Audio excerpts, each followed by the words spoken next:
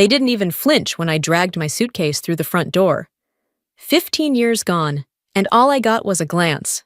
If that. My father's eyes flickered over me like I was an unexpected bill.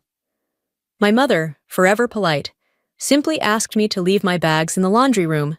The guest room is full of Daphne's gifts, you understand. I understood. I always did. My name is Beatrice Ashby, and I was the family's invisible one. Once I was their hope, a scholarship, an athlete, the daughter who made the neighbors proud.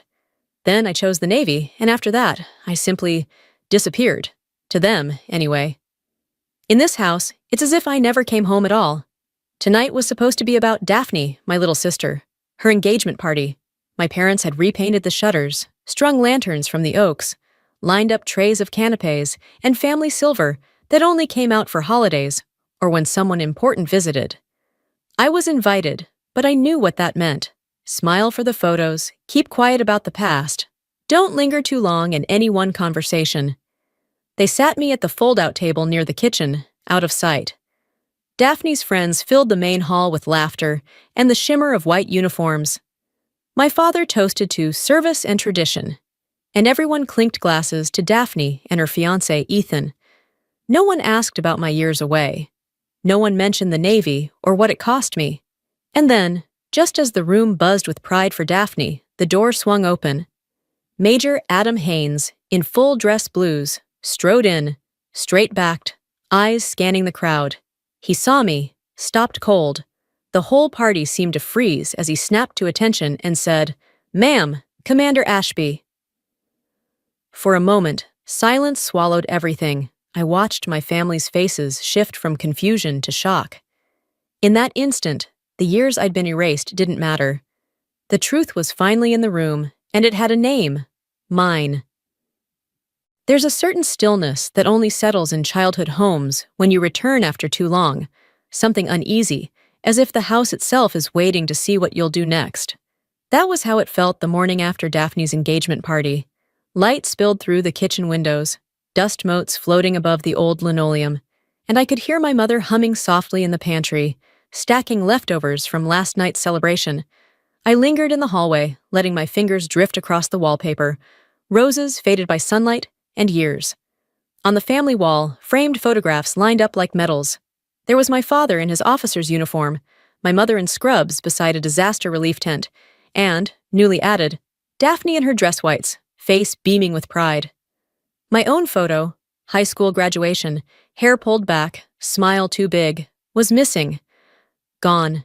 As if I'd never belonged on that wall at all. In this house, I was the unspoken subject.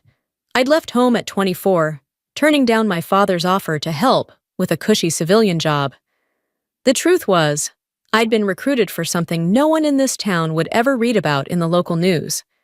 I spent 15 years as a shadow, missions off the record, names scrubbed from every roster, a life that didn't leave souvenirs for mantelpieces. When I stepped into the kitchen, my mother barely looked up. "There's coffee, Beatrice. Toast if you want it." "Thank you," I said, pouring myself a cup and taking a seat by the window, watching the dogwood tree sway in the breeze. My father strode in, newspaper under his arm. He gave a tight nod, half greeting, half warning. "So, how long are you planning to stay?" "Just a few days. Long enough to see Daphne settled," I replied, keeping my voice even. He grunted. "Good. Your mother's already got a lot on her plate." Daphne drifted in, hair perfectly pinned, still glowing from the night before. She flashed me a practiced smile, not quite reaching her eyes. "Ethan's parents want to do brunch tomorrow. Are you coming?" "If you want me there," I said, careful. She hesitated. "It's mostly family." "I'll make myself scarce," I said quietly, reaching for the butter dish. The silence between us was heavy, but not unfamiliar. I watched as my mother busied herself with a tray of pastries for Daphne, offering her the first one, while I was left to fend for myself. No one asked if I'd slept well. No one asked about my life, my career, or what it had cost. They didn't need to. The absence said enough. After breakfast, I carried my own cup to the sink, rinsing it quietly. As I walked back through the hallway, my gaze drifted again to the empty space on the family wall. I paused, just for a moment, letting the ache settle, then continued upstairs to the makeshift guest room. The old sewing room, now lined with boxes labeled Daphne's Wedding, Fragile. In that room, surrounded by other people's futures, I sat on the edge of the bed and let the loneliness wash over me. This was what it meant to come home, to be present but unseen, a ghost in your own story, waiting for a chance to reclaim your name. It's strange, the things you remember most when you're sitting in a silent room surrounded by someone else's dreams. For me, it was always the sound of the ocean, waves crashing in the distance, gulls circling overhead, the salt wind tangling my hair. In my mind, those memories blurred with the endless rhythm of boot camp mornings, running in the dawn mist, lungs burning, never allowed to stop. The Navy didn't break me, it remade me, bone by bone. Sometimes I wonder if my family ever truly understood why I left. Maybe they thought it was pride, or stubbornness, or a need to escape the smallness of Ashby, Georgia. But it was none of that. I'd been chosen, tapped on the shoulder after an unexpected fitness test at university, whisked away for a special opportunity. I signed papers I could never speak of. My life split in two, the world my family saw and the shadow world I could never name. For years, I sent home postcards from nondescript places. All's well, love Beatrice. Never hinting at where I'd really been. I spent birthdays in sandstorms, Christmases in airfields. My teammates became my only family, 6 of us, sworn to a code deeper than blood. I can still see their faces, even now. Elena Rivera with her quiet strength, Mei Wu's laughter in the darkest hours, Lexi's hands trembling after every mission, but always steady on the trigger when it mattered. We called ourselves ghosts, not because we wanted to disappear, but because it was the only way to survive. My last mission changed everything.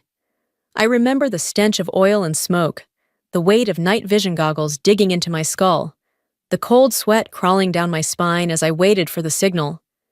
The operation was classified, even from senior command, just a rumor in the back halls of the Pentagon. We moved under the cover of darkness, infiltrating a compound where one wrong step would have erased us from the world. We succeeded, but not without cost.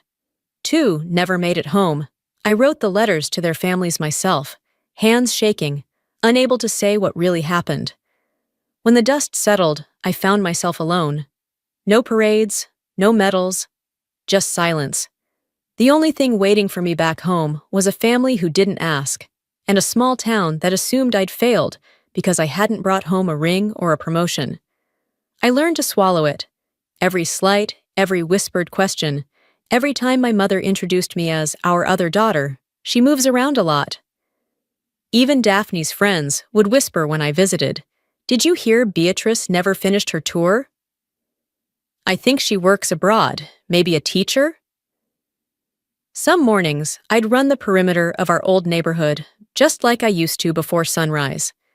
The air tasted of honeysuckle and regret. Neighbors would wave, but their eyes slid past, never really seeing me. At the grocery store, I caught snippets of conversation about Daphne's upcoming wedding and Ethan's rising star in the Navy, while my name was never mentioned. Even at church, my mother would slide down the pew, placing Daphne front and center, while I sat at the edge, invisible. I remember the day I almost left for good. I'd packed my car, ready to drive back to wherever the next contract would send me, when a package arrived. No return address, only my name in neat block letters. Inside was an old medal, the one I thought had been lost years before, and a note. Not all ghosts are meant to disappear. E.R. Elena Rivera. Just those words kept me from running again. It was a reminder that somewhere, someone still remembered, and so I stayed. Not for them, but for myself, for the chance that maybe, one day, I could reclaim the pieces of my story that no one else had bothered to keep. Daphne's engagement party felt like a stage play where I was cast as an extra. I moved through the house, filling platters, refilling ice, keeping to the edges so my presence wouldn't upset the balance my parents had worked so hard to perfect. Laughter spilled from the living room, where Daphne and her friends, future officers, fresh in their whites, told stories about boot camp mishaps and how tough life in the service can be. My mother flitted between groups, her voice pitched just high enough to carry when she spoke about Daphne's dedication to duty and Ethan's impressive credentials. I set a tray of miniature quiches on the buffet and slipped back into the kitchen. There, I could breathe for a moment, away from the constant reminders of all the things I was not. My father entered, balancing a crystal decanter, his face set in a permanent frown of disapproval. "Try to smile, Beatrice. You're making the guests uncomfortable." I mustered a polite grin, feeling it land nowhere near my eyes. Wouldn't want to ruin Daphne's big day. The meal itself was a parade of traditions. Toasts, speeches, the passing of engraved silverware. They set me at the end of the overflow table with a few distant cousins and the pastor's wife, far enough away that my absence from the main table would be noted but never discussed. I watched as Daphne raised her glass, perfect posture, perfect smile.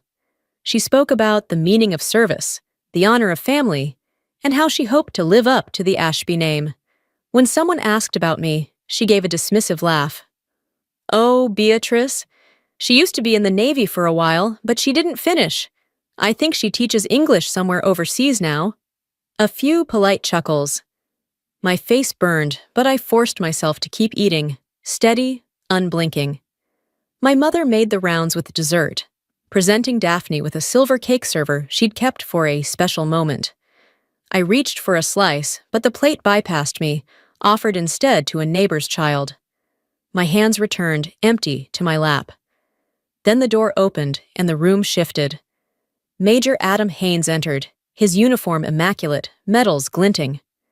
The conversations stilled as he strode to the center of the room, scanning faces, then stopping suddenly when his eyes landed on me. The silence was thick, expectant. He straightened and, to my utter shock, snapped a crisp salute. "Ma'am, Commander Ashby." The words hung in the air, electric. Every head turned, the laughter dying instantly. I could feel my heart pounding, my breath trapped in my chest. Daphne blinked, her smile faltering. "Commander?" she repeated, disbelief and confusion mixing in her voice. Major Haynes's gaze never left mine. "I served under Commander Ashby. Best officer I've known. The kind who doesn't need her picture on a wall to be remembered." My father's glass slipped from his hand, landing with a dull thud on the tablecloth. My mother's lips parted, unable to form words. A few guests stared, trying to piece together a story that had never been told. All I could do was nod, accepting the recognition as quietly as I'd accepted the years of being overlooked. I saw it then, the crack in Daphne's perfect composure, a flicker of jealousy or fear, I couldn't be sure. The conversation moved on, awkward and stilted, but the energy in the room had changed. Whispers rippled. For the first time, people glanced at me, not with pity or disregard, but with curiosity. I finished my meal in silence, refusing dessert, my appetite gone. The recognition felt sharp as a blade, not triumphant, just honest. Afterward, as the guests trickled out and the house fell into uneasy quiet, I slipped outside into the cool night. Alone beneath the oak trees, I let the memory of Major Haynes's salute replay in my mind. Not for pride, but for proof. Proof that I hadn't imagined the life I'd lived. For one fleeting moment, I wasn't invisible. The truth had surfaced, and with it, a tide I knew I could no longer hold back. That night, the house felt colder than usual. I lay awake in the spare room, surrounded by Daphne's wedding boxes, my mind racing. The salute from Major Haynes had stirred something in me, and, more dangerously, in my family. I could hear my parents arguing in hushed tones down the hall, their words muffled but sharp. My name, once a source of shame, now hung heavy in the air. Unable to sleep, I reached for the small battered laptop I kept tucked in my duffel. Old habits die hard. I logged into the encrypted drive, muscle memory guiding my hands as I checked the secure messages. There it was, a flagged alert. Someone had accessed a classified archive linked to one of my past operations. The breach was recent, originating from this very town. My heart pounded. I followed the digital trail, piecing together what had happened. The access had come from a university IP, Daphne's alma mater. It didn't take long to connect the dots. My sister, curious about my life, had stumbled into a web she didn't understand. Unwittingly, she'd triggered old protocols meant to keep ghosts like me buried. But it was worse than I feared. Within hours, rumors began to swirl in online forums and niche military blogs. A story about a female commander whose record was wiped, accusations of misconduct, whispers that my past missions had gone wrong. The narrative was being twisted, weaponized by someone with an agenda. I sat at the edge of the bed, the glow of the laptop reflecting in my tired eyes. This was no longer about old family wounds. If these stories spread, they could destroy not just my reputation, but the lives of those I'd served with. Names, details, sacrifices, all at risk. I shut the laptop, steadying my breath. I couldn't hide any longer. It was time to confront the truth, even if it meant exposing the shadows I'd carried alone for 15 years. I didn't wait for morning. By sunrise, I was already dressed, uniform lines sharp, eyes clearer than they'd been in years. My phone vibrated with another message, an official summons to the local base for an internal review. The words were cold, almost sterile, but the threat beneath them was real. They wanted to bury the story, to erase the evidence, and let the rumors finish what silence had started. The conference room was all harsh lights and cold coffee. Colonel Green sat at the head of the table, fingers steepled, a practiced smile hiding his intentions. Beside him, a military lawyer, and 2 officers I'd never met. Observers, but not allies. I placed a small encrypted drive on the table between us, meeting Green's gaze with steady calm. "This is everything," I said quietly. "Mission logs, orders, proof of what happened and why it was covered up." He waved a hand dismissively. "Your word against command, Commander Ashby. Do you really want to relive the past?" I didn't flinch. "You're not here for the truth. You're here to keep your hands clean." The back and forth felt endless. Green tried to paint me as reckless, unstable, a liability. But I had the records. Clear, time-stamped, undeniable. The tension broke when a door opened and Daphne walked in, face pale, clutching a folder. She looked at me, then at Green, her voice wavering but determined. "I can verify the access logs. I saw everything. My sister isn't the one hiding." For a long moment, no one spoke. Then, reluctantly, Green relented, nodding to the legal officer. "We'll review the evidence." I felt the weight in my chest lift. Not victory, but the relief of finally being seen. The shadows had been dragged into the light. Whatever came next, I wasn't alone anymore. Recognition arrived quietly, not with celebration, but with a simple letter. My service reinstated, my record restored. My name, once erased, was back where it belonged. Around town, people started seeing me differently. The neighbor who used to avert her gaze now greeted me with a warm hello. At church, the pastor offered a respectful handshake. Even my mother's voice softened, warmth returning as she used my name more freely. My father changed in small ways. One evening, as dusk settled, he joined me on the porch. He didn't apologize, not outright, but his words were heavy with meaning. "We never asked what you carried, Beatrice. We should have." I nodded, the silence between us finally turning gentle instead of cold. Daphne's reconciliation took longer. She'd drift near me at family gatherings, hesitant, searching for the right words. It wasn't until we sat together by the creek, where we'd played as children, that she finally spoke. "I'm sorry, Bea. I didn't want to feel invisible, so I made you disappear." I took her hand, holding it firmly. "You never had to erase me to find yourself." At the next family dinner, there was a new photograph on the wall. It showed me, not in dress blues, but in dusty fatigues, laughing beside a teammate. It wasn't posed or perfect, but it was real. No one gave a speech, but I felt it. A quiet acceptance, long overdue. As summer waned, I found a calm I'd never felt before. I understood now that my scars didn't need to fade for me to be whole. They were part of my story, proof that I'd survived what few ever saw. Sometimes it takes a lifetime for the people closest to you to truly see you. When they finally do, it's not glory that fills you, but relief. And maybe, for the first time, a sense that you finally belong, not because you've changed, but because the world finally opened its eyes.